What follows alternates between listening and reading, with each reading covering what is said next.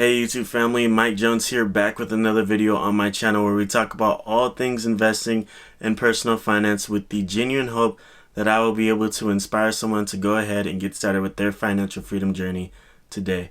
With that said, today we're going to go ahead and be getting into my Fidelity portfolio and talking about the changes that I've made in the portfolio as well as the dividends that I received. And so if you would just take a short moment to just go ahead and smash that like button for me, hit the subscribe button to help the community grow, as well as, inform the YouTube algorithm that this is a great channel to be a part of and to watch. With that said, thank you so much for watching, and let's go ahead and start screen recording. Now I'm actually doing it on my phone because of security reasons. I wanted to make sure that I'm not really putting myself at risk by sharing this information with you. And when you go on the desktop version of Fidelity, it just shows way too much information for me to have to blur everything out. So I'm gonna go ahead and go to transact or accounts, and then I'll hit activity, hit history, and then it'll show me the history for the last 90 days. We'll go ahead and scroll down to 40121 and get started. Okay, so right here you can see we have a dividend payment from Shaw Communications for 8 cents on April 1st, and of course we had to pay foreign tax on that. Next up we have the stock split that Sherwin-Williams Company went through. What they did was a 3-to-1 stock split on April 1st. So the 1 share that I had is now 3 shares. And then on April 1st as well, we received a dividend from Coca-Cola for $2.52. And that was automatically reinvested. Nike as well went ahead and paid us 28 cents and reinvested the dividend for us.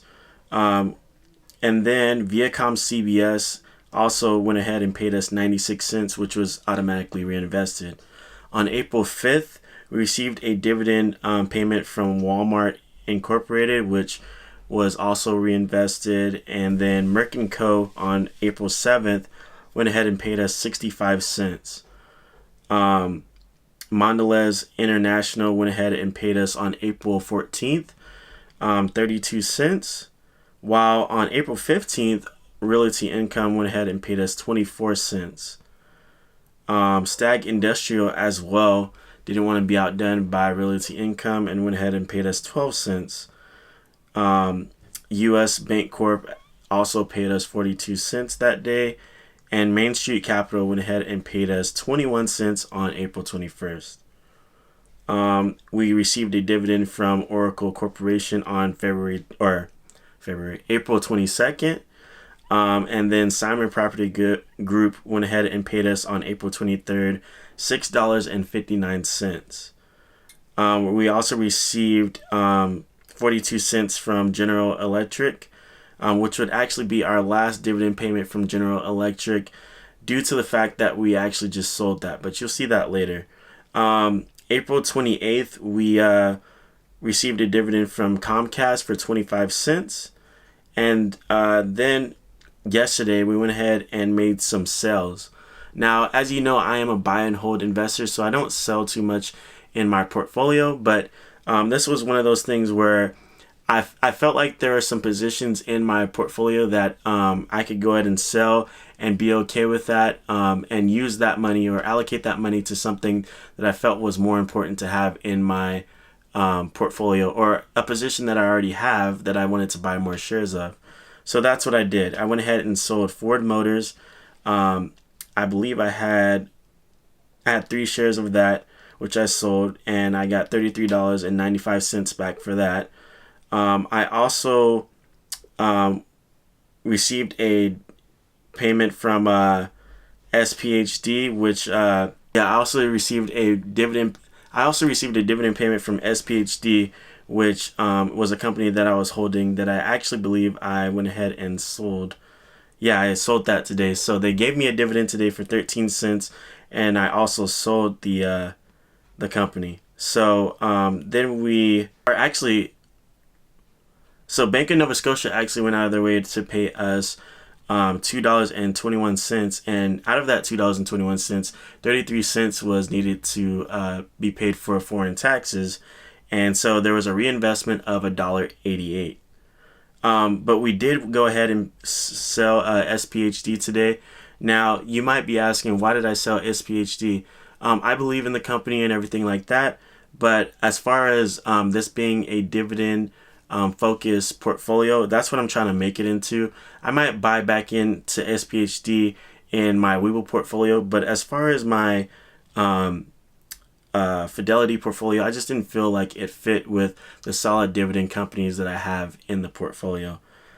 So we went ahead and sold that, and then we received another 62 cents because that was the fractional share that we had. And then we went ahead and sold Kinder Morgan for $17.09 today.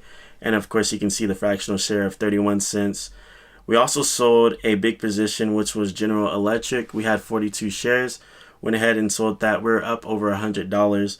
And so that amount was about $551.24. There was some fractional shares, so they went ahead and paid us another 41 cents.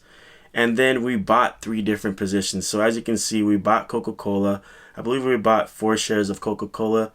Then we went ahead and bought 5 shares of Verizon at an average price of $57.70.